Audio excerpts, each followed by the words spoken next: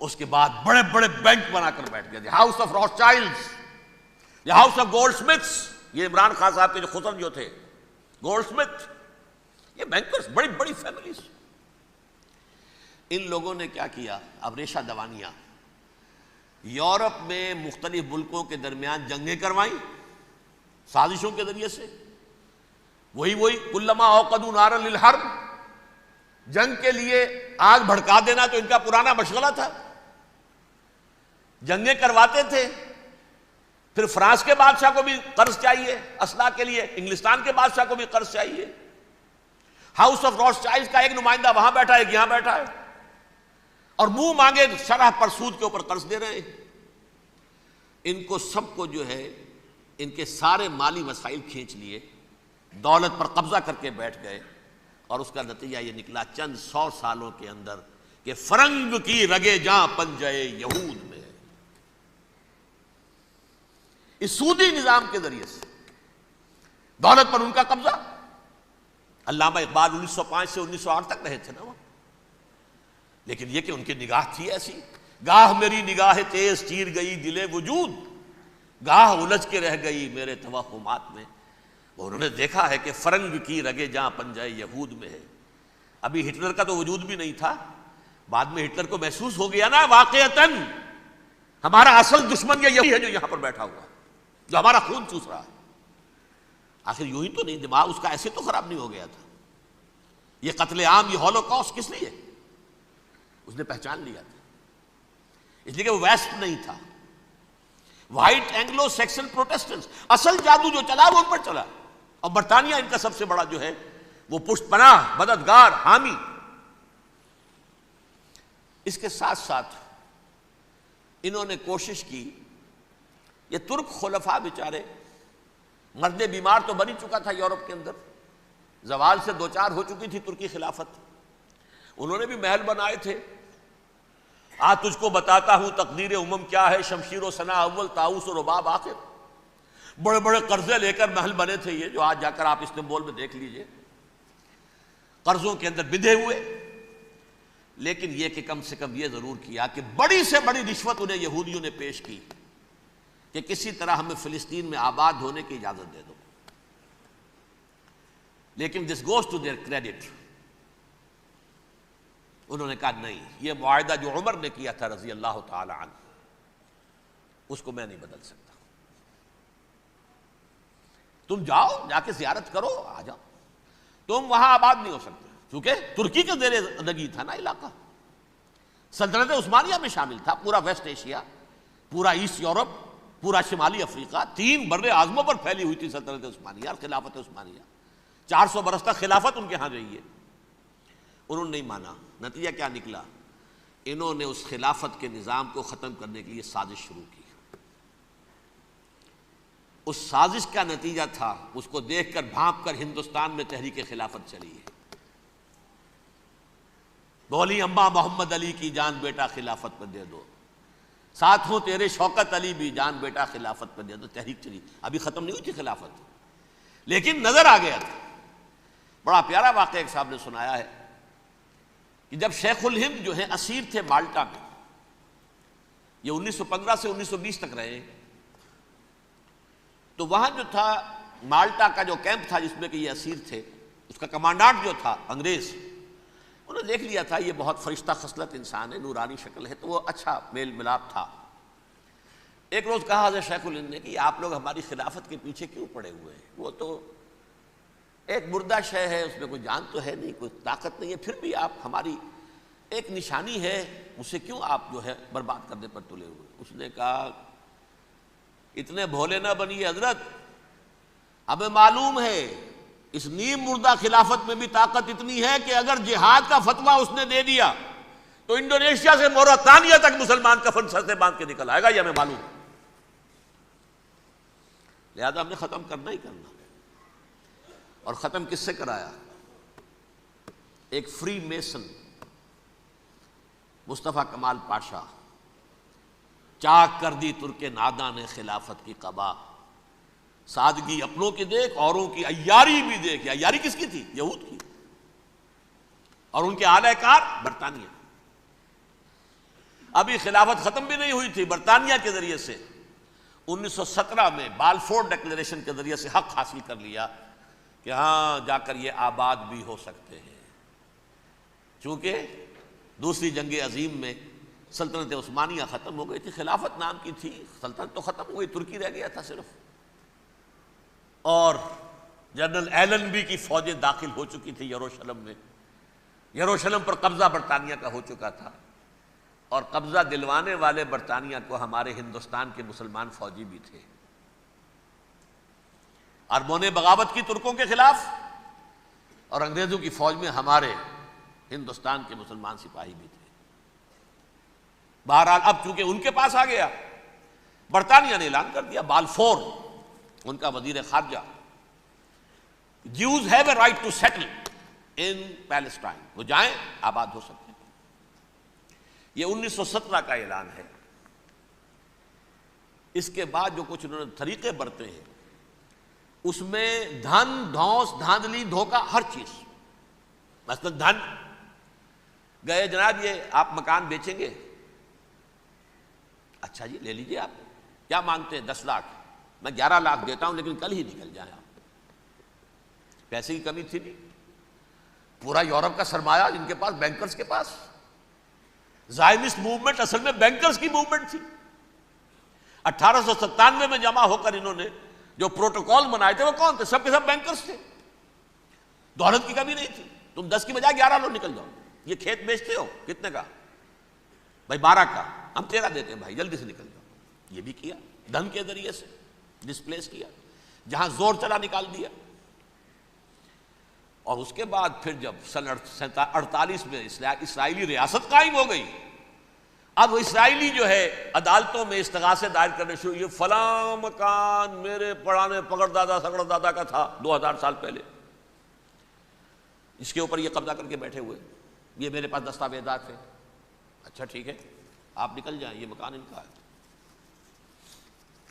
اس طریقے سے انہوں نے بے دخل کیا فلسطینیوں کو، اور خود وہاں پر قدم جما کر مضبوطی سے بیٹھ گئے. یہ ہے کہ جو مغربی اقوام نے کیا ہے. اس میں سیکنڈ جو ہے رول پلے کیا ہے امریکہ نے. ویسٹ جو ہے اس کا نمبر 2 امریکہ تھا، اب نمبر 1 امریکہ ہے. اب برطانیہ کی کوئی حیثیت ہی اب نہیں ہے، لیکن سب سے بڑا وکیل جو ہے وہ وہی ہے اب بھی. لیکن ظاہر بات ہے کہ west white Anglo Saxon Protestants کا امام اس وقت جو ہے وہ برطانیہ، یو ایس اے. 1948 میں یہ قائم ہوا، اور یہاں پہ نوٹ کیجئے پاکستان 47 میں قائم ہوا ہے، اور تقریباً 9 مہینے ہیں درمیان میں. اگست 47 اور مئی یا جون 48. اس کا کیا مطلب ہے یہ میں بعد میں بتاؤں گا. پہلی جنگ ہوئی 48 میں، عربوں نے بغاوت کی اور عرب جیت رہے تھے. اچانک پتہ نہیں کیوں عربوں نے جنگ بند کر دی. یہ بالکل یوں سمجھیے کہ پیرلل واقعات تھے. کشمیر میں ہم جیت رہے تھے، بھاگ کر نہرو پہنچ گیا یونائٹڈ نیشنز کے اندر، جنگ بند ہو گئی، ختم ہوا. اس کچھ اپنوں کی غلطی بھی تھی، کچھ قبائلیوں نے وہاں جا کر سری نگر ایئرپورٹ تک پہنچ گئے تھے، بجائے اس پر قبضہ مکمل کرنے کے لوٹ مار میں لگ گئے. اپنوں کی غلطی بھی تھی، لیکن اس کے باوجود پڑنا بھاری تھا. اور اگر سری نگر ایئرپورٹ پر قبضہ ہو گیا ہوتا تو سوال ہی پیدا نہیں ہوتا کہ بھارت جو ہے اپنی فوجیں اتار سکتا، زمینی راستہ تھا ہی نہیں. وہی وہاں ہوا ہے بڑے ہی عجیب طریقے پر. عرب جیت رہے تھے، اسرائیل جو ہے شکست کھا رہے تھے، عربوں نے صلح کر دی. کچھ مہینوں کے بعد عربوں نے دوبارہ جنگ کی. اتنے عرصے میں یہ اسرائیلی، یہ سب جو ہیں جتنے دہشت گرد ہیں اسرائیلی، یہ اس دور کے لوگ ہیں. وہ چاہے مینیجم بیگن تھا یا کوئی اور، یہ سب کے سب اس دور کے ٹیررسٹ. اب انہوں نے ڈٹ کر جو مقابلہ کیا، عربوں کو شکست دی بڑی سخت. سن 48 میں عربوں کو شکست ہو گئی. سن 67 میں روس کے سکھانے پڑھانے پر جمال عبد الناصر نے حملہ کیا، بلاکیٹ کر دیا ایلات کا، بندرگاہ کا. 6 دن کی جنگ کے اندر اسرائیلیوں نے روس سے پورا صحرا سینا لے لیا، اسرائیل شام سے گولان ہائٹس لے لیے، اردن سے یہ پورا مغربی کنارہ جو یہ اردن کا حصہ تھا. اور مشرقی یروشلم اردن کے پاس تھا، اس پر بھی قبضہ کر لیا۔ 1967 کی جنگ کا نتیجہ کیا نکلا؟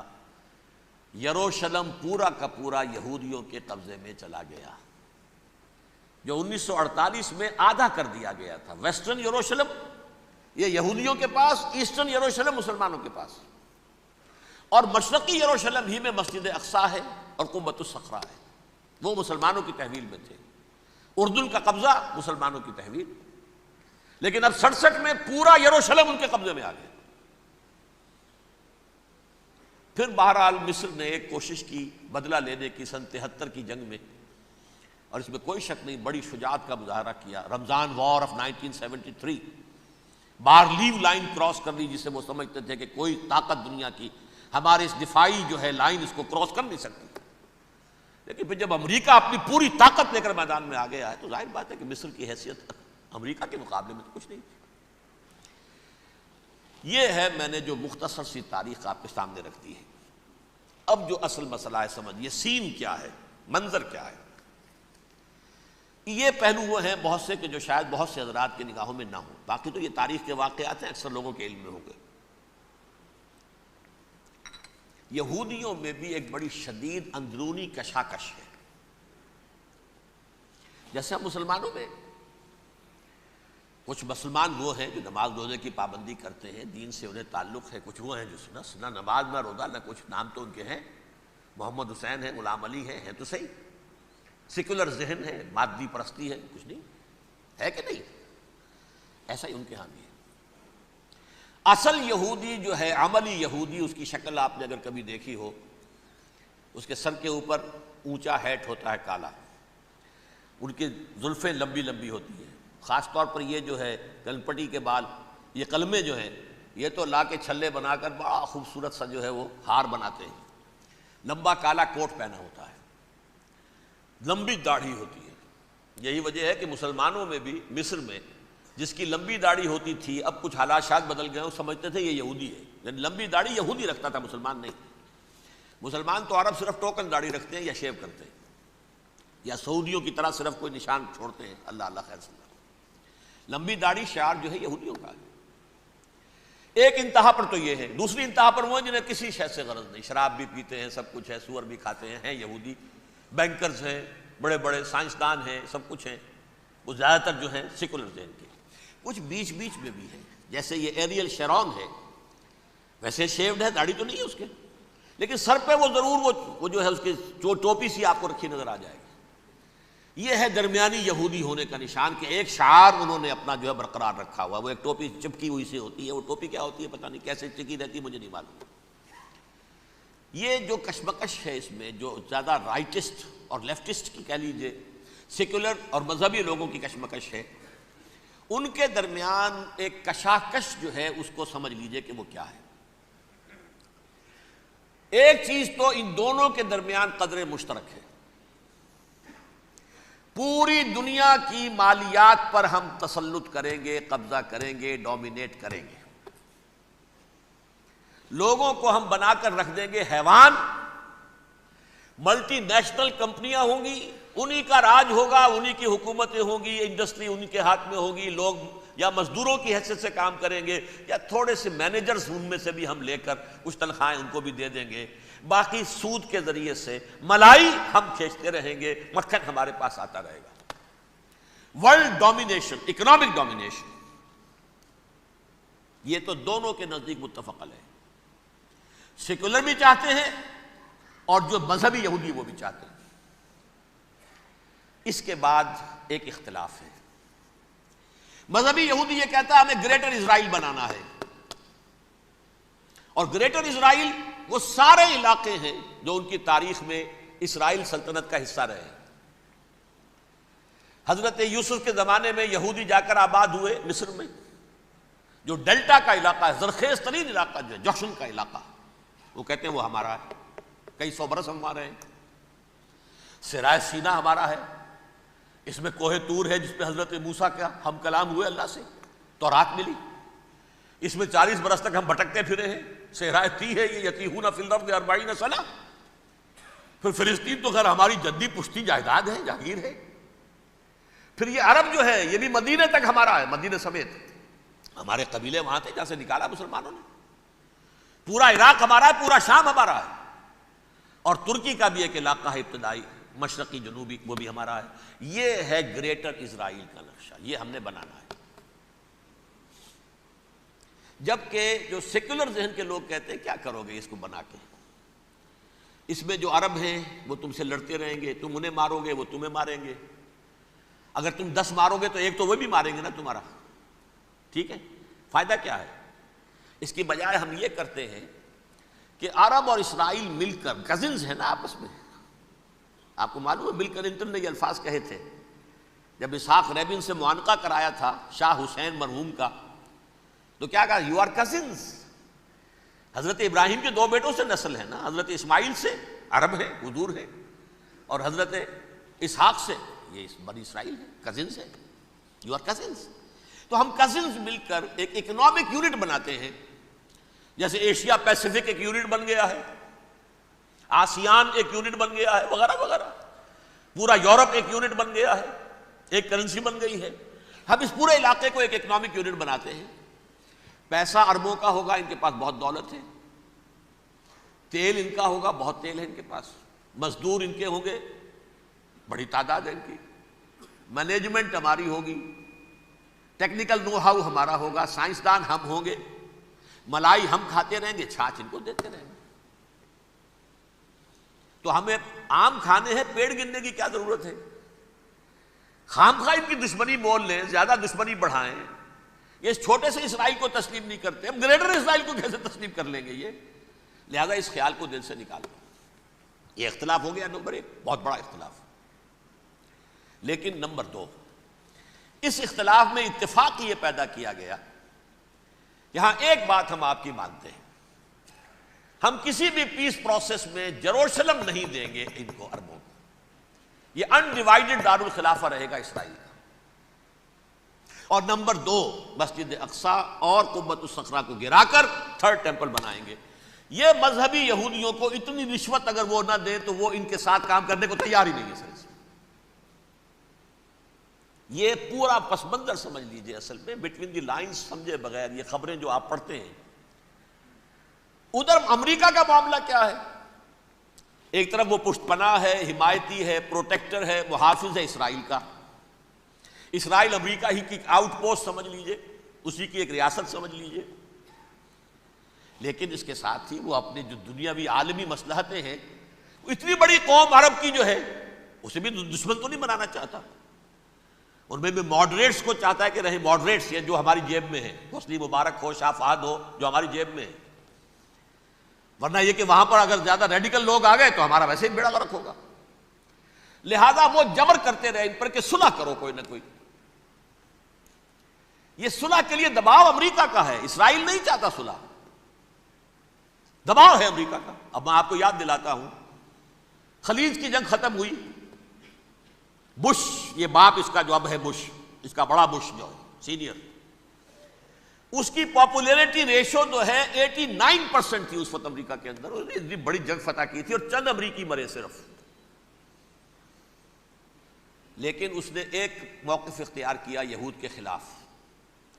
$10 بلین منظور ہو چکے تھے، اسرائیل کو دیے جانے تھے نئے سیٹلمنٹس بنانے کے لیے اسرائیل میں.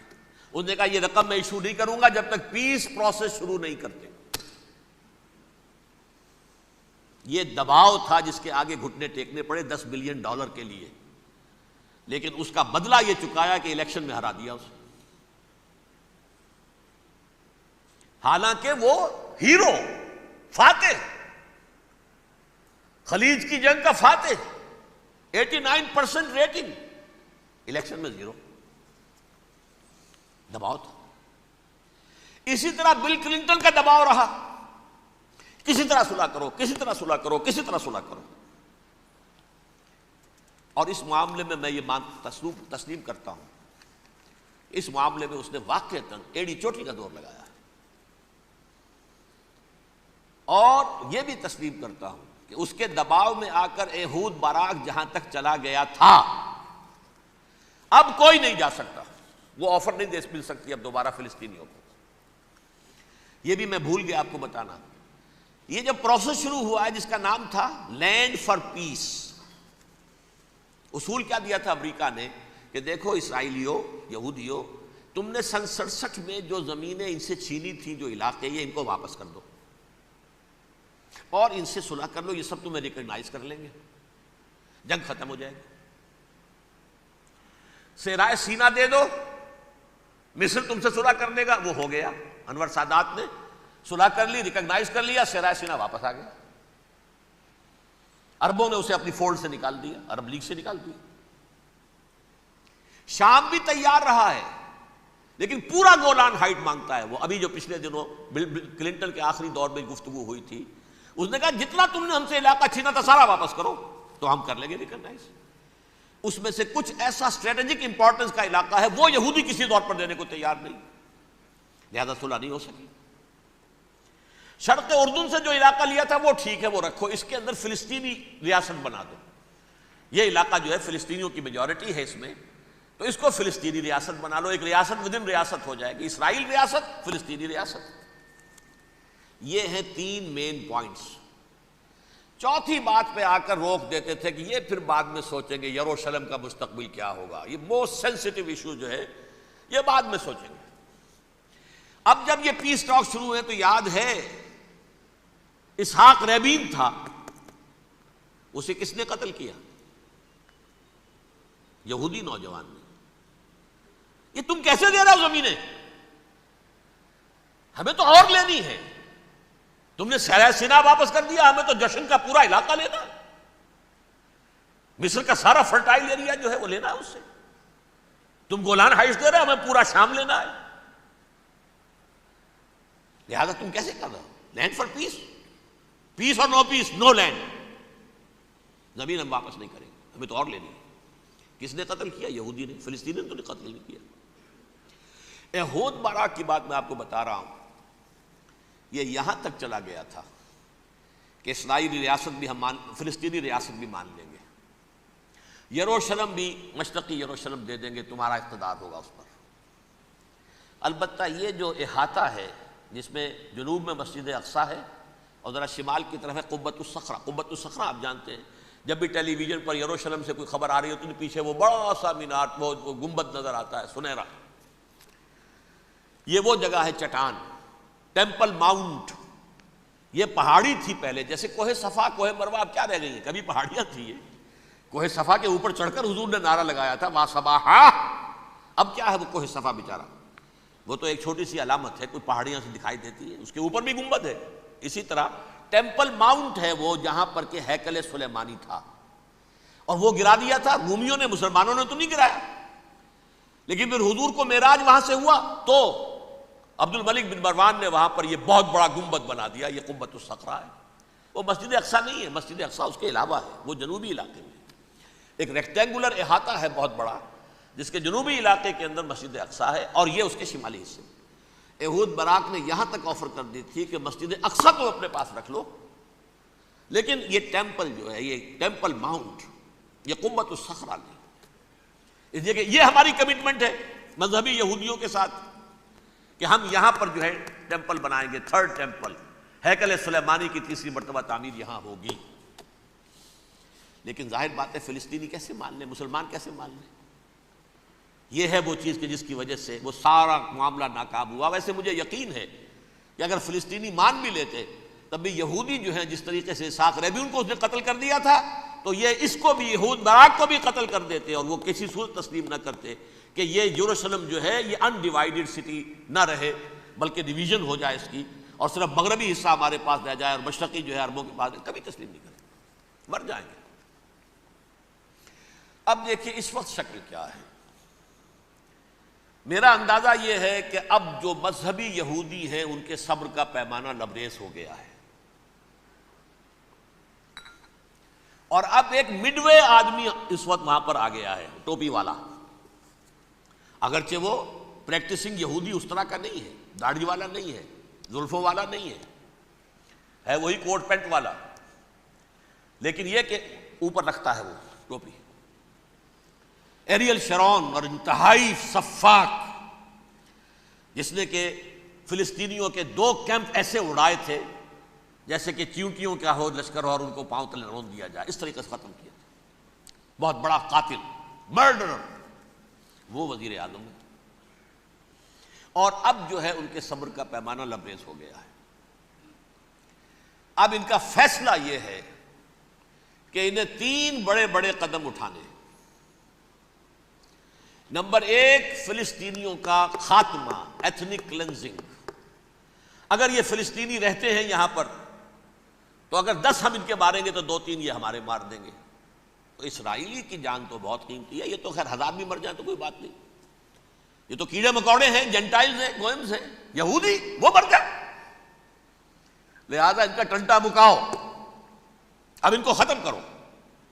وہ اشتہار شاید آپ کے نظروں سے گزرا ہوگا جس میں میں نے یہ الفاظ لکھے ہیں کہ بوسنیا کی ایتھنک کلینزنگ جو ہے ماند پڑ جائے گی.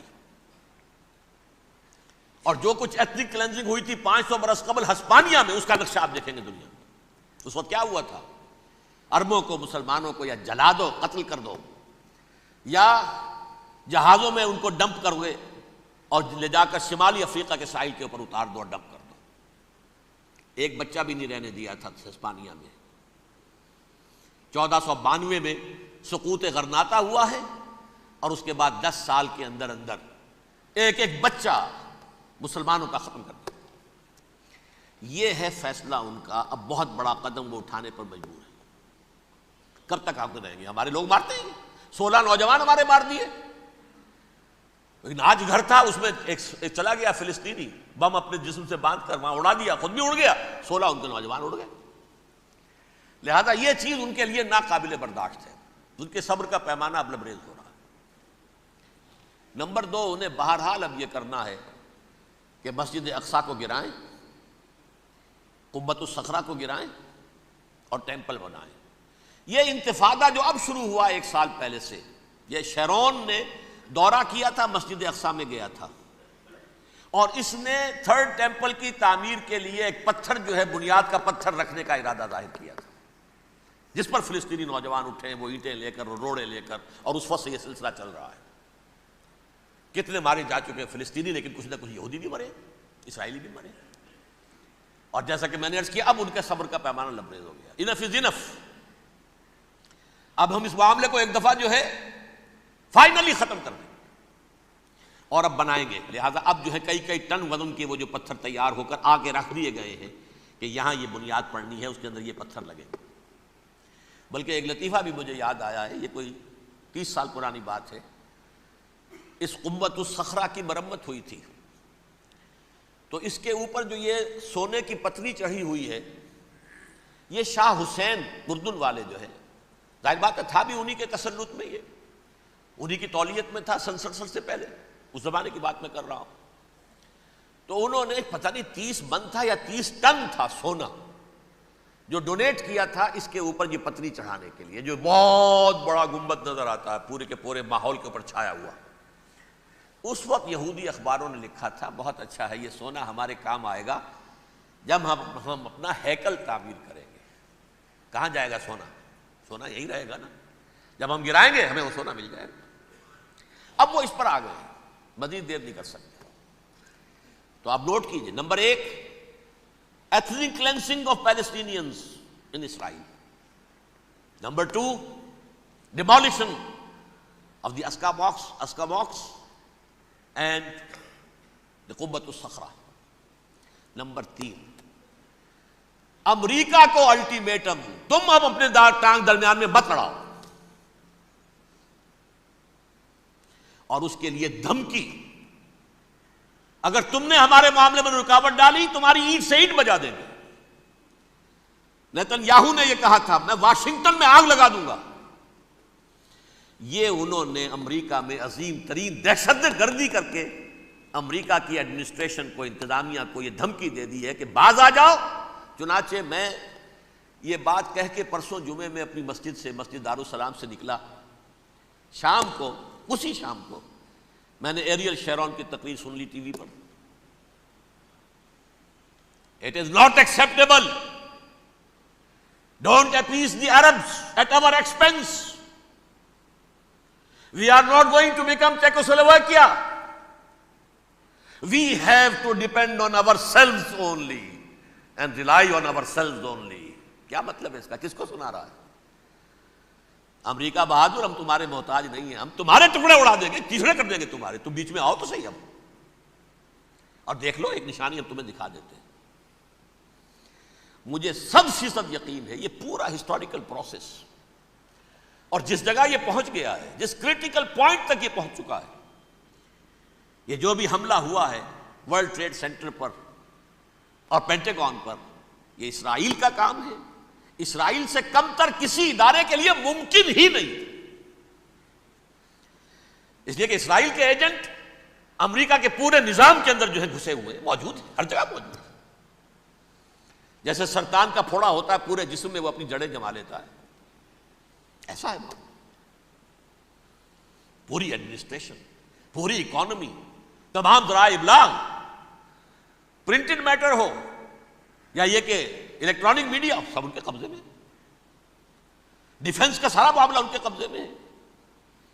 کوئی اور طاقت یہ کر ہی نہیں سکتی۔ امریکہ، اس کے سیکیورٹی کے معاملات تہ در تہ، دائرہ اندر دائرہ، اس دائرے تک 100 میل تک کوئی جہاز آ جائے گا اگر کہیں جو کہ ان آئیڈینٹیفائی ہو تو یہ ہو جائے گا، کوئی اس سے آگے آگے تو یہ ہو جائے گا، اس سے آگے، اور وہ آ رہا ہے، چلا آ رہا ہے، پینٹاگون پر آ گیا ہے اور 1 گھنٹے بعد آیا ہے۔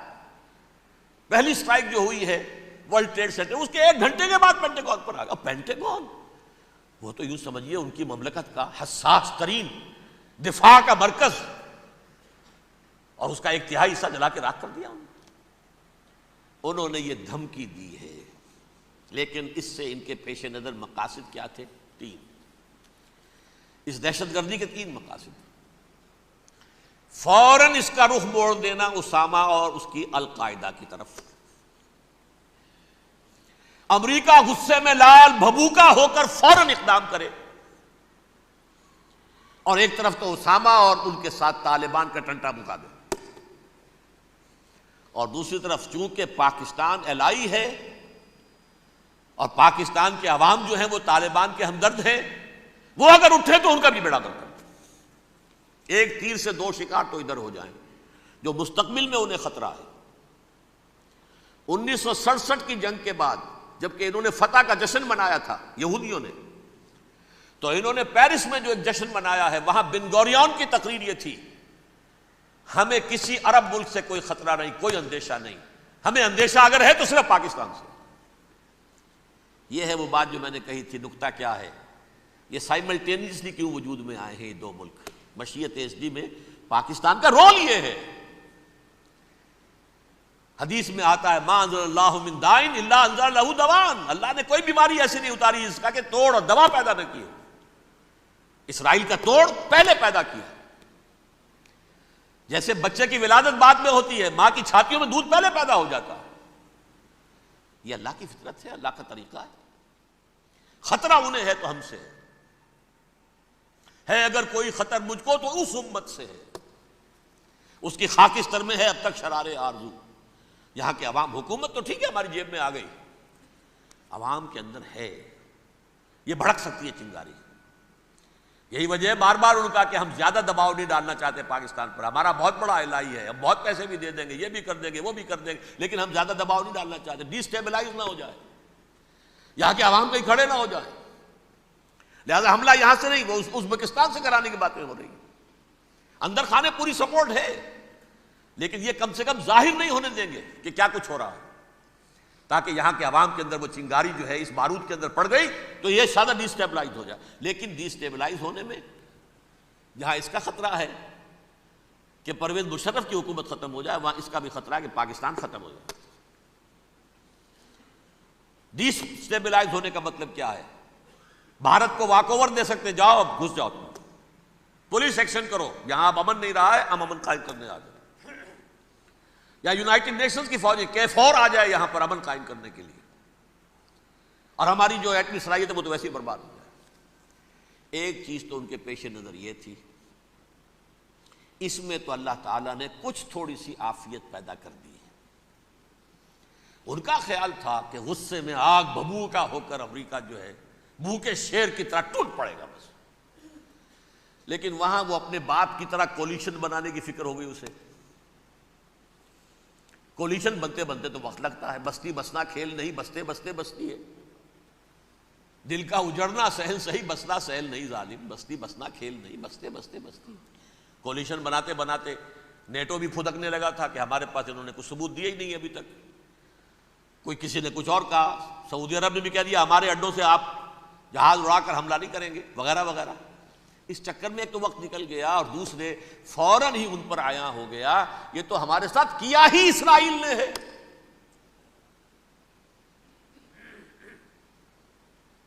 لیکن یہ بات لیک نہیں کرنا چاہتے۔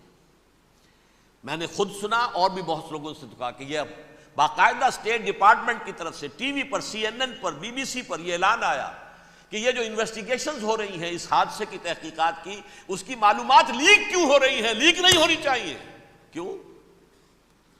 اسامہ کے خلاف اگر کوئی ثبوت ہے لیک ہو جائے 1000 مرتبہ، کسی کو کوئی نقصان ہے؟ یہ کون سا تھا، کون سا لیکیج ہے جسے روکنا مقصود ہے؟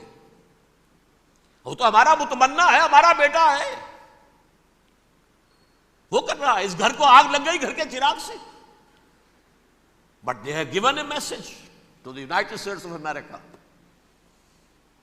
ہمارے راستے میں اب مت آنا، ہم پر دباؤ نہ ڈالنا، don't appease the Arabs at our expense. یہ الفاظ ہیں شیرون کے، ان کی خوشامد، ان کو خوش کرنا، ان کو پسند کرنا، ان کو راضی کرنا ہماری کوشش پر۔ جیسے سلوواکیہ کے اوپر قبضہ جو ہے جرمنی کا ہٹلر کا تسلیم کر کے تم نے اس کو بڑھاوا دے دیا تھا اس وقت، ایسے ہی تم چاہتے ہو ہمیں بھی سلوواکیہ بنا دینا، ہم نہیں بنے گے۔ یہ ہے اصل میں صورتحال۔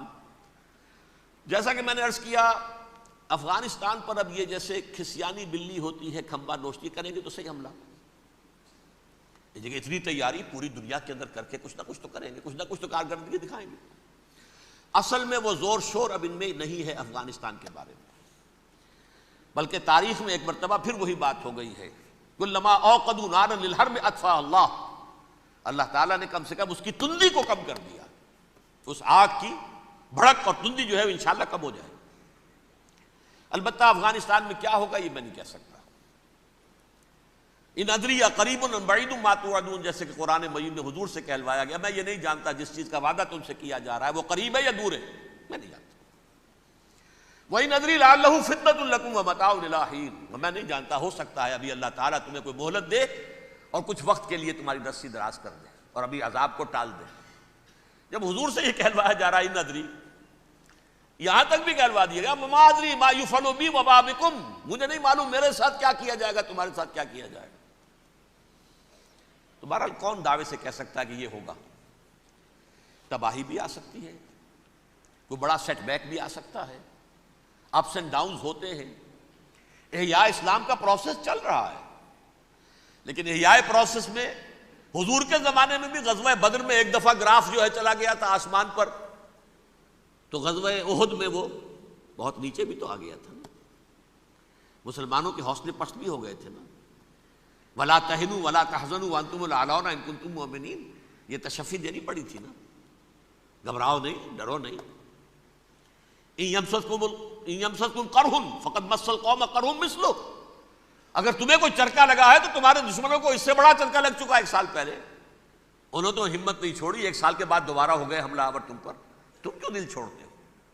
تو کوئی سیٹ بیک آ سکتا ہے، اور یہ بھی ہو سکتا ہے، اور اللہ کرے کہ ہو جائے، کوئی واقعہ فیل بھی پیدا ہو سکتا ہے دوبارہ۔ اللہ تعالیٰ چڑیوں کے ذریعے سے اور ان کی چونچوں اور ان کے پنجوں کی کنکریوں کے ذریعے سے ہاتھی والوں کو برباد کر سکتا ہے۔ الم تر کیف فعل ربک باصحاب الفیل الم یجعل کیدہم فی تضلیل وارسل علیہم طیرا ابابیل ترمیہم بحجارۃ من سجیل فجعلہم کعصف مأکول، کھایا ہوا بھوسا جگالی کر کے جب نکلتا ہے جیسے ہوتے ہیں، ایسا پورا لشکر کر دیا گیا۔ اللہ تعالیٰ کر سکتا ہے، کوئی اس کے لیے مشکل نہیں۔ ہوا علی کل شیء قدیر، اسے ہر شے کی قدرت حاصل ہے۔ لیکن اصل بات جو ہے میں آپ کو بتانا چاہتا ہوں، یہ ہے سائیڈ ایشو، اصل ایشو ہے فلسطین کا جو شروع ہونے والا ہے، بھٹی دہکے گی وہاں۔ ظاہر بات ہے کہ اگر کوئی بہت بڑا اقدام ہو جاتا ہے فلسطینیوں کے خلاف، اور اگر واقعتاً مسجد اقصی اور قبۃ الصخرہ گرا دیے جاتے ہیں، جو طوفان اٹھے گا عالم عرب میں، یہ حسنی مبارک ہوں یا شاہ خالد ہوں یا کوئی اور ہو، یہ نہیں روک سکتے اس طوفان کو. نوجوان خون اٹھے گا، غیرت اور جو بھی حمیت ہے. مسلمان ان پڑھ سے ان پڑھ اور بالکل بے دین، وہ بھی مسجد کی حرمت پر کٹ مرنے کو تیار ہو جاتا ہے. مسجد تو بنا دی شب بھر میں ایمان کی حرارت والوں نے، من اپنا پرانا پاپی ہے، برسوں میں نمازی بن نہ سکا. وہ چاہے کانپور کی مسجد سی مسلمانوں نے جانے دی ہیں، چاہے وہ شہید گنج کی مسجد کی مسلمانوں نے جانے دی ہیں، چاہے نماز نہ پڑھتے ہو. لیکن یہ جو حرمت اور یہ جو حمیت اور یہ غیرت ہے، اس سے جو طوفان اٹھے گا یہ ہوگا اس ملحمۃ العظما، اس کی طرف پیش رفت ہو رہی. کتاب الملاحم سے احادیث کے حوالے سے کہ جن جنگوں کا حوالہ دیا حضور نے، پیشن گوئی کی ہے، اس کا نقطہ آغاز تھا خلیج کی جنگ. صدام حسین نے اسے کہا تھا یہ مدر آف وارز ہے، ام المحارب، یہ ایک جنگ نہیں ہے. اس کا نقشہ بھی حدیث میں موجود ہے، پیشن گوئی موجود تھی، اس وقت بھی ہم نے شائع کی تھی. لیکن اس میں جو جنگ اب ہونے والی وہ الملحمۃ العظما. ملحمہ کسے کہتے ہیں؟ لحم گوشت کو کہتے ہیں، اور قصائی کی دکان کو عربی میں ملحم کہتے ہیں، جہاں گوشت کے ٹکڑے کیے جاتے ہیں.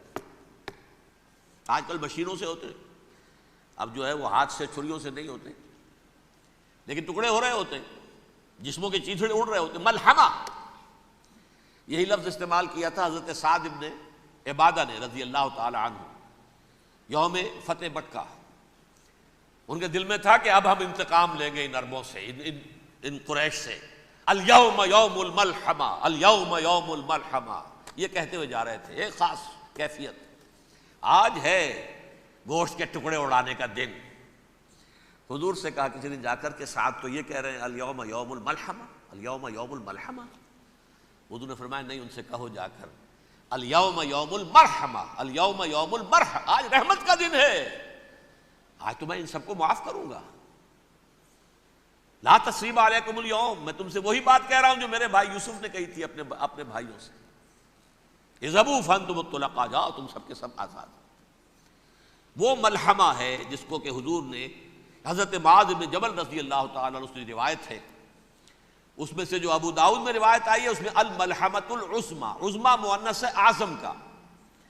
آپ کہتے ہیں جنگ عظیم اول، جنگ عظیم دوم، عظیم کا باپ ہو گیا اعظم، سب سے بڑا، اور اس کا مؤنث ہے سب سے بڑی، عظما.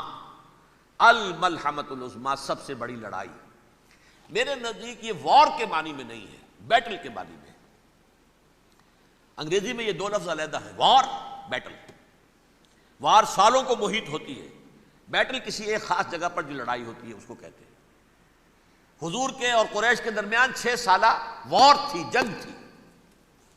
لیکن battles, battle of Uhud, battle of Badr, یہ بیٹلز تھی، لڑائیاں تھیں. تو عظیم ترین جنگ شاید اس اعتبار سے نہ ہو جیسے کہ ورلڈ وار 1 اور ورلڈ وار 2، یعنی اس کی وسعت کا اتنا معاملہ نہیں اور طوالت کا نہیں. لیکن جو لڑائی جو ہے بیٹل ہونی ہے، جس کو کہ یہ لوگ، یا چونکہ میں نے کہا تھا شروع میں کہ سرما ہے میری آنکھ کا خاک حجاز و ہول قدس. نیو ٹیسٹمنٹ کی آخری کتاب ہے the book of revelation, revelation of saint جان.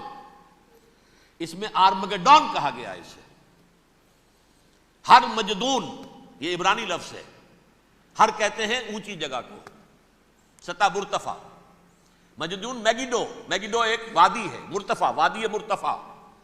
یہ ہے واقع لبنان، اسرائیل اور شام کے درمیان جو ٹکڑا، جو ٹرائنگل بنتی ہے، یہ ہے، یہاں پر بڑی جنگ لڑی جائے گی.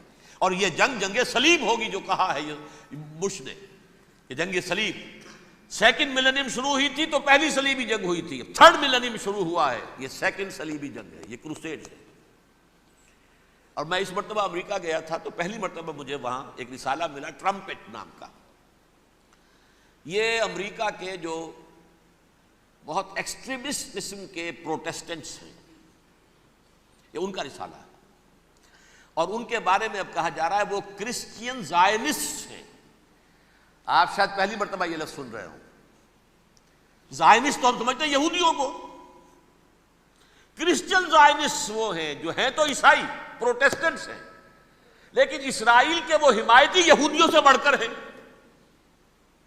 یہ میری کسی پہلی تقریر میں شاید بہت سے حضرات کو یاد آ جائے، میں نے کہا تھا 4 سال پہلے ہمارا تنظیم اسلامی کا ایک کنونشن ہوا تھا ہیوسٹن میں، امریکہ کا جنوبی علاقے کا شہر ہے۔ ایک سیشن اس میں ہم نے رکھا تھا انٹرفیتھ، ایک عیسائی کو بلایا تھا، ایک یہودی بہت بڑا وہاں کا عالم ہے اس کو بلایا تھا۔ اس یہودی عالم نے ڈاکٹر وشوگراڈ، جو وہاں کی یونیورسٹی میں پروفیسر ایمیریٹس ہے، اس نے کہا تھا کہ یہ اسرائیل کو تو سپورٹ کر رہے ہیں عیسائی، ہم تو نہیں کر رہے۔ جو پریکٹسنگ یہودی ہیں وہ زیادہ اسرائیل کے حق میں نہیں تھے، یہ تو سن 67 کے بعد انہوں نے اسرائیل کو تسلیم کیا ہے۔ وہ تو منتظر تھے کہ ہمارا مسیحا آئے گا تو اس کی قیادت میں جنگ کریں گے، جیسے شیعہ منتظر تھے کہ مہدی موعود آئیں گے تو پھر ہم کچھ کریں گے۔ وہ امام خمینی نے کہا بھائی جب وہ آئیں گے آ جائیں گے، لیکن ہم کچھ راستہ تو صاف کریں ان کے لیے۔ زائنسٹ نے آگے بڑھ کر ریاست قائم کر لی، اور جب یروشلم پر بھی پورا قبضہ کر لیا تب جو ہے در حقیقت مذہبی یہودی جو ہے پھر انہوں نے اپنایا ہے، اون کیا ہے، اور نئے سیٹلمنٹس جو بھی بنے ہیں وہاں پر اسرائیل میں، اس میں اکثر و بیشتر مذہبی یہودی آیا، اور بروکلن کے علاقے سے سب سے بڑھ کر آئے ہیں، جو امریکہ میں نیو یارک کا ایک جنوبی علاقہ ہے، بہت بڑا یہودیوں کا بہت بڑا گڑھ ہے۔ نیو یارک کو جیو یارک بھی کہا جاتا ہے، وہ تو اصل میں مرکز جو ہے وہ تو یہودیوں کا ہے۔ اس حوالے سے وہاں پر جو کرسچن زائنسٹ کہلاتے ہیں وہ اسرائیل کے یہودیوں سے بھی بڑھ کر کہیں سپورٹر ہیں۔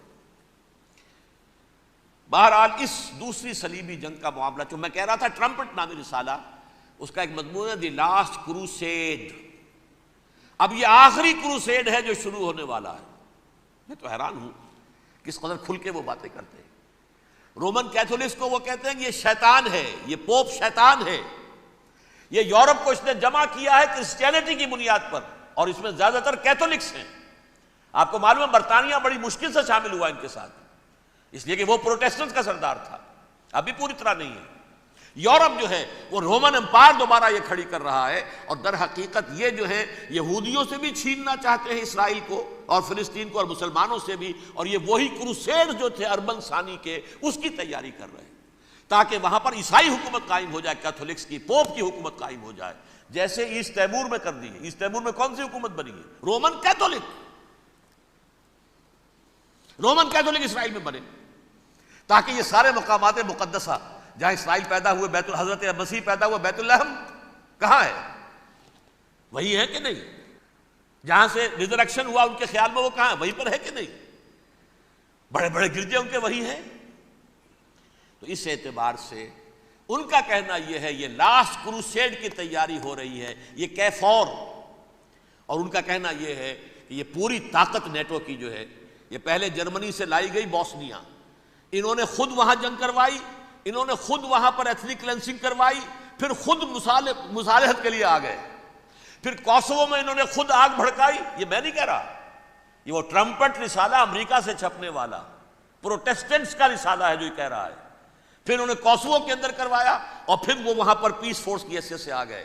اب وہ میسیڈونیا میں کروا رہے ہیں اور وہاں داخل ہو گئے ہیں۔ اگلا قدم ان کا سائپرس ہوگا، سائپرس میں ترکوں کو اور وہ گریکس کو لڑائیں گے اور وہاں آ جائیں گے، وہاں سے ایک چھلانگ لگائیں گے اور یہ فلسطین میں پہنچیں گے، اور یہ وہاں پر ایک رومن امپائر، اپنی پرانی رومن امپائر کی طرح کی رومن کیتھولک ریاست قائم کرنا چاہتے ہیں۔ تو وہاں امریکہ کے عیسائیوں میں بھی کوئی ایک طبقہ نہیں ہے، کیتھولکس بھی ہے، کیتھولکس زیادہ نہیں ہے ہمدرد، لیکن اب تابع ہو چکے ہیں۔ اسحاق ریبین نے جب یہ پیس ٹاک شروع ہوئی تھی، آپ کو یاد ہوگا شاید کہ جب وہ آیا تھا واشنگٹن سے واپس فلسطین اسرائیل، تو پہلے روم میں رکا for an audience with the Pope, اور پوپ کو اس نے ایک مرتبان سا پیش کیا تھا، حضرت سلیمان علیہ السلام کے زمانے کا مرتبان، اور کہا تھا دیکھیے 3000 برس تک ہم نے اس کی حفاظت کی ہے، اب یہ میں آپ کے حوالے کر رہا ہوں۔ اس کے بعد سے پوپ جو ہے بالکل رام ہو گیا، اور وہ عیسائیوں کے ساتھ اور یہودیوں کے ساتھ ان کا پورا معاہدہ ہو۔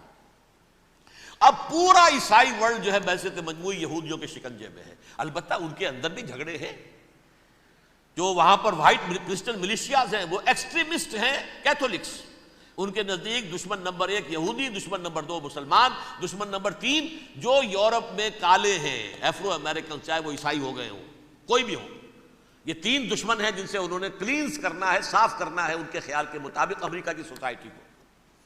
اولاً یہود، پھر مسلمان، اور پھر یہ جو کالے ہیں.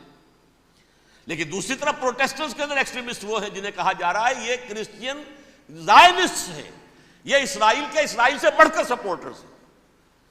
بہرحال یہ اب جنگ ہوگی، اس کا نتیجہ کیا نکلے گا یہ تو اللہ ہی جانتا ہے. اب میں آخری بات کی طرف آ رہا ہوں.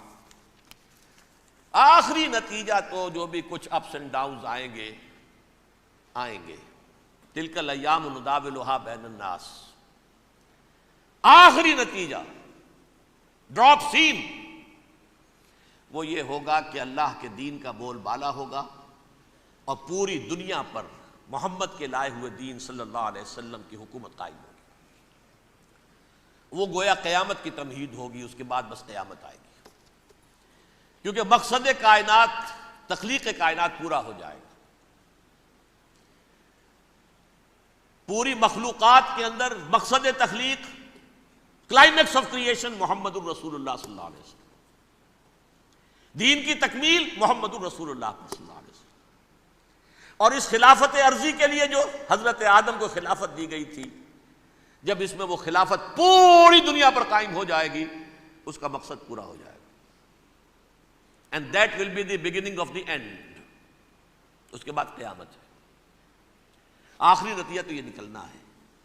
اس سے پہلے سزائیں ہمیں بھی مل رہی ہیں، اور یہاں میں کانٹے کی بات جو چھوڑ گیا تھا اس وقت بیان کر دوں. اللہ نے اس مغضوب علیہم قوم کو، اس ملعون قوم کو کیوں اب تک چھوٹ دیے رکھی؟ میں بتا چکا ہوں یہ بڑے عذاب کے مستحق ہو چکے تھے حضرت عیسیٰ علیہ السلام کے زمانے میں. چھوٹ دی ہے ابھی تک ہے، بلکہ ایک مرتبہ ابھارا ہے. 1900 برس کے بعد ابھرے ہیں یہ. بالفور ڈیکلریشن 1917، سن 70 عیسوی کے بعد، تقریباً 1900 برس، 1850 برس تو ہے کم سے کم. پھر creation of Israel 1948، 1967 extension of Israel, یروشلم پر قبضہ. یہ سارا جو ہے کیوں ہے؟ اللہ تعالیٰ اس خیر امت محمد صلی اللہ علیہ وسلم، اس کے بہترین حصے کو سزا ان ملعونوں کے ہاتھوں دے رہا ہے. کیوں؟ جو جرم انہوں نے کیا تھا وہی ہم نے کیا. انہوں نے اللہ کی کتاب کو پیٹھ کے پیچھے پھینکا. نبذ فریق من الذین اوتوا الکتاب کتاب اللہ وراء ظہورہم. ہم نے اپنی پیٹھوں کے پیچھے پھینکا کہ نہیں؟ کولونیل رول سے آزاد ہوئے، کہیں اسلامی قانون نافذ کیا، کہیں اسلامی نظام قائم کیا. تو جو جرم ان کا تھا وہی ہمارا ہے. اور ہم خیر امت ہیں، اور ہمارے میں سے خیر ترین عرب ہیں. ان پر اللہ کا فضل، ان کی مادری زبان میں اللہ کی کتاب موجود ہے. پھر انہوں نے اللہ کے دین کو پیٹھ دکھائی. جو ملک آزاد ہوا کولونیل رول سے، یا اس نے قبلہ کر لیا اپنا ماسکو کی طرف، یا کر لیا واشنگٹن کی طرف. کسی نے مکے کو قبلہ بنایا. یہ بدترین سزا ہے. ویل للعرب من شر قد اقترب. اور ترمذی شریف میں تو یہاں تک روایت ہے، من اقتراب الساعۃ ہلاک العرب. قیامت کے قرب کی ایک نشانی یہ بھی ہوگی کہ عرب ہلاک ہو جائیں گے. ایک حدیث میں الفاظ آتے ہیں کہ حضور نے جب کہا یہ ہوگا یہ ہوگا یہ ہوگا، یہ بربادی آئے گی، تو کسی زوجہ محترمہ نام میں بھول رہا ہوں، انہوں نے پوچھا کہ عرب اس دن کہاں ہوں گے؟ فرمایا العرب یومئذ قلیل، بہت کم ہوں گے. آخری خاتمہ ہونا ہے یہود کا حضرت مسیح علیہ السلام کے ہاتھوں. وہ عذاب جو 2000 برس تک ان سے ٹلا رہا وہ آئے گا، اور ان کے رسول ہی کے ہاتھوں آئے گا. لیکن اس سے پہلے مسلمانوں پر یہ عذاب آ رہا ہے، ہولوکاسٹ کے درجے کا عذاب آ رہا ہے.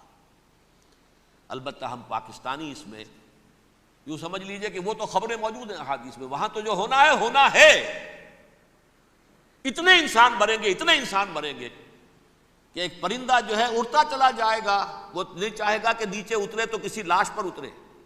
اسے جگہ نہیں ملے گی زمین خالی کر کہیں اتر سکے، تھک ہار کر گرے گا، مرے گا تو بھی لاش کے اوپر گرے گا۔ یہ الفاظ ہے حضور صلی اللہ علیہ وسلم، الملحمۃ العظمیٰ الملحمۃ الکبریٰ۔ یہ لاسٹ کروسیڈ، ٹرمپٹ اخبار نے، میں اس کا فوٹو اسٹیٹ بھی کبھی آپ کو دکھا دوں، ویسے میرے ساتھ ہے وہ رسالہ ٹرمپٹ، دی لاسٹ کروسیڈ، اس کی تیاری ہو رہی ہے۔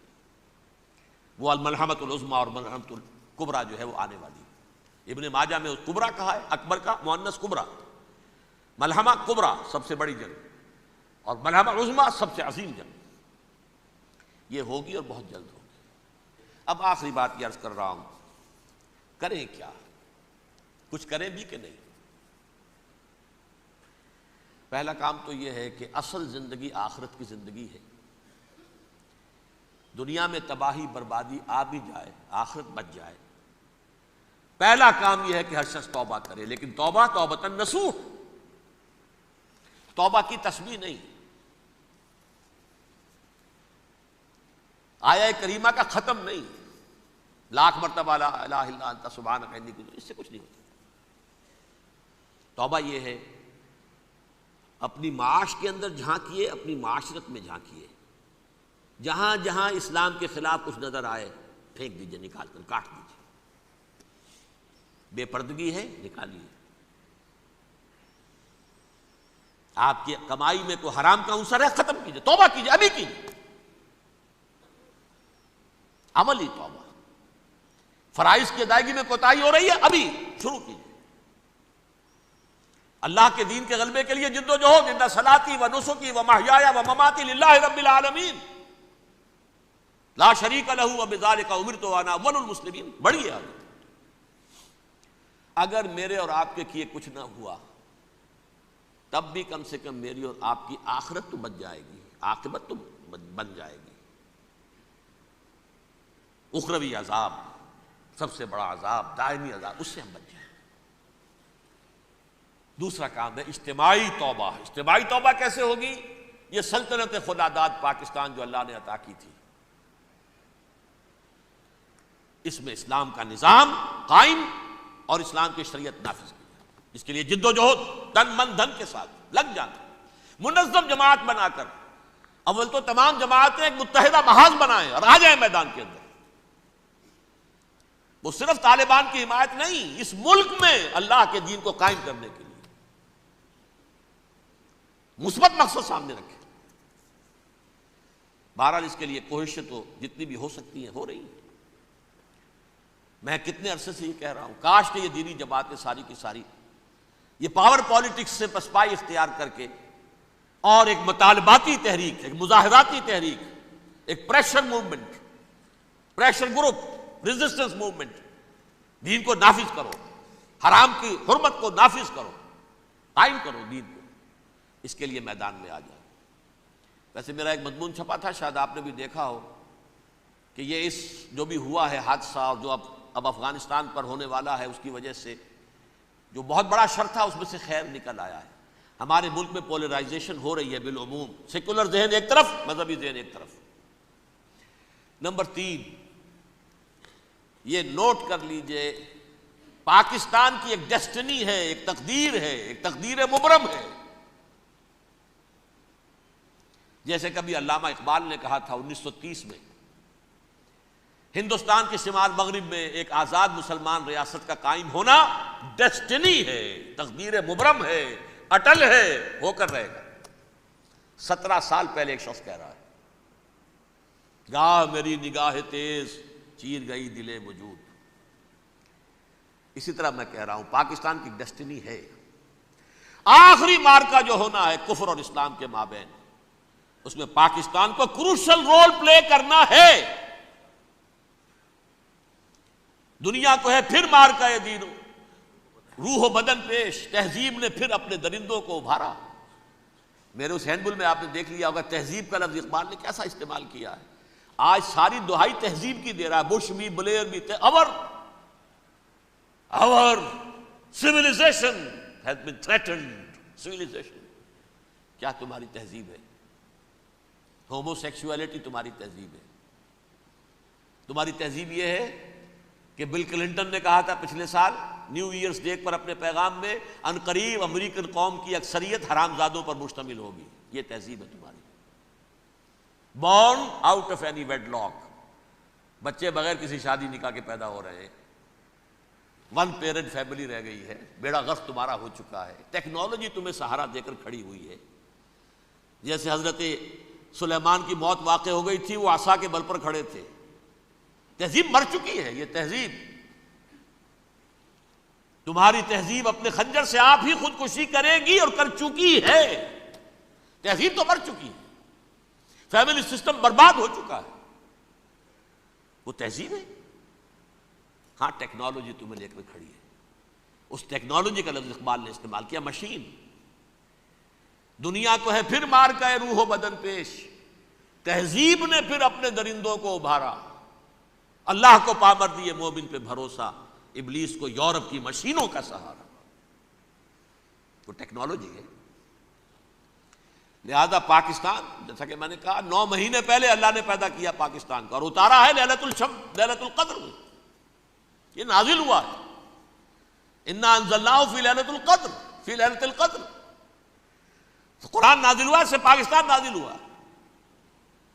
البتہ یہ کہ ہمیں اس میں جو ہمیں ایٹمی صلاحیت حاصل ہے، اس کی ہر قیمت پر اس کا تحفظ کرنا ہے.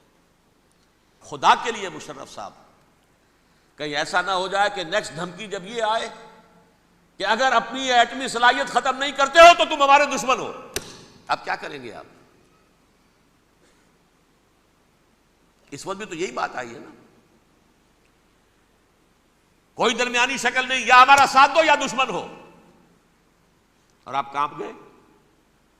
جی حاضر، ساتھ، پوری طرح ساتھ. غیرت کا جنازہ نکال دیا، حمیت کا جنازہ نکال دیا، عدل اور انصاف کے مسلمہ تقاضے پامال. جرم کا ثبوت کہیں ہے نہیں. آج بھی برطانیہ کہہ رہا ہے کنونسنگ ثبوت نہیں ہے. برطانیہ کہہ رہا ہے نہیں ہے. اس کے بنیاد پر کوئی مقدمہ دائر نہیں کیا جا سکتا. اور پرویز مشرف صاحب کو پتہ نہیں کیا دکھایا ہے انہوں نے کہ وہ تو واقعتاً جو ہے قابل اطمینان ہے. ایسا ہی قابل اطمینان مواد دنیا میں شائع کیوں نہیں کر دیتے؟ طالبان تو خود کہہ چکے ہیں بہت پہلے کہ ہمارے سامنے پیش کرو، ہم مقدمہ چلائیں گے، بلکہ یہاں بھی کہہ دیتے ہیں حوالے بھی کر دیں گے. لیکن سب ثبوت تو لاؤ ہمارے سامنے. یہ تو وہ اسرائیل کی سازش، اور ان پر یہ آیا ہے اب. لیکن آخری جنگ جو ہے الملحمۃ العظمیٰ، وہ مڈل ایسٹ ہی میں ہوگی. وہ وہی ہوگی. آرمگڈون وہ وہی ہونی ہے، اور بڑی عظیم جنگ ہونی ہے. لیکن پاکستان کو اس میں رول پلے کرنا ہے. حضور نے فرمایا ایک مشرقی ملک سے فوجیں جائیں گی جو حضرت مہدی کی حکومت قائم کریں گی عرب میں، اور خراسان سے سیاہ علم لے کر فوجیں نکلیں گی جو حضرت مسیح کے ساتھ کھڑے ہوں گی اور یروشلم واپس لیں گے. یروشلم پہلے کھویا عربوں نے، 1099 عیسوی میں کھویا، اور 1187 میں 88 برس بعد عرب نہیں واپس لے سکے، کردوں نے لیا، صلاح الدین ایوبی نے لیا. اب 1967 میں پھر عربوں نے کھویا، واپس نہیں لے سکتے عرب. واپس لیں گے خراسان سے چلنے والے جھنڈے. افغانستان اس کا ہارٹ ہے، ہارٹ آف خراسان. حضور کے زمانے میں جو ملک بڑا خراسان تھا، اس کا دل یہ ہے. پاکستان کا بھی ایک حصہ اس کا حصہ ہے، مالاکنڈ ڈویژن، یہ اس خراسان کا حصہ ہے. ایران کا بھی ایک علاقہ اس کا حصہ ہے، خراسان کے نام سے صوبہ ہے ایک شمال مشرقی کونے پر، وہ بھی اس کا حصہ ہے. اور یہ جو ریاستیں ہیں، جو ٹرک ریاستیں جو آزاد، یہ بھی اس کا حصہ تھا. یہ ایک ملک تھا خراسان عظیم، خراسان بزرگ کہتے ہیں ایرانی اس کو، the greater Khorasan of the days of the prophet صلی اللہ علیہ وسلم. اور اس کے ہارٹ میں، اسی لیے اسامہ نے کہا تھا کہ میں تو اب آ کر خراسان میں بیٹھ گیا ہوں. یاد ہوگا یہ بیان، اللہ نے مجھے خراسان میں پہنچا دیا. اسی حدیث کی طرف حوالہ دیا تھا. بہرحال اس کی حفاظت ہمیں کسی بھی اپنی جان سے بڑھ کر کرنی ہے. پاکستان داؤ پر لگ جاتا تو لگ جائے، بچانے والا اللہ ہے. لیکن یہ کہ کم سے کم ہماری جو ایٹمی صلاحیت ہے، جو امانت ہے ہمارے پاس پوری امت مسلمہ کی، اس کو کوئی گدن نہیں پہنچنے دینی. اور نمبر 4، جو مدد بھی آپ کر سکیں اس وقت اپنے افغان بھائیوں کی. اپنا اظہار رائے کرے پاکستان کی حکومت کے موقف کے خلاف، ڈٹ کر کرے۔ سرکاری سطح پر انہوں نے ریلیز نکال دی ہے، آپ عوامی سطح پر آئیں، میدان میں آئیں، اظہار تو کریں، بولے تو صحیح، گونگے تو نہ بن کر بیٹھ رہے۔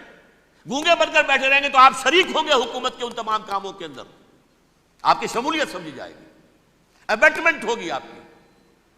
آئیں تاکہ اپنا اختلاف ظاہر کریں، لاؤڈلی کریں، جو آئے آئے، ہرچہ باد آباد۔ بس اسی پر میں اپنی گفتگو کا ایک اختتام کر رہا ہوں۔ اقول قولی ھذا واستغفر اللہ لی ولکم ولسائر المسلمین۔ میرا دل برماہی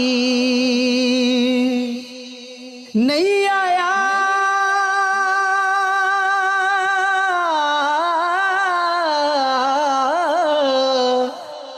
میرا دل برماہی ایویں بولنا جھوٹے آکاں، تو جھوٹا تیرے اوے بول بھی جھوٹے، تینوں تاڑی مار اڑا، تو جھوٹا تیرے بول بھی جھوٹے۔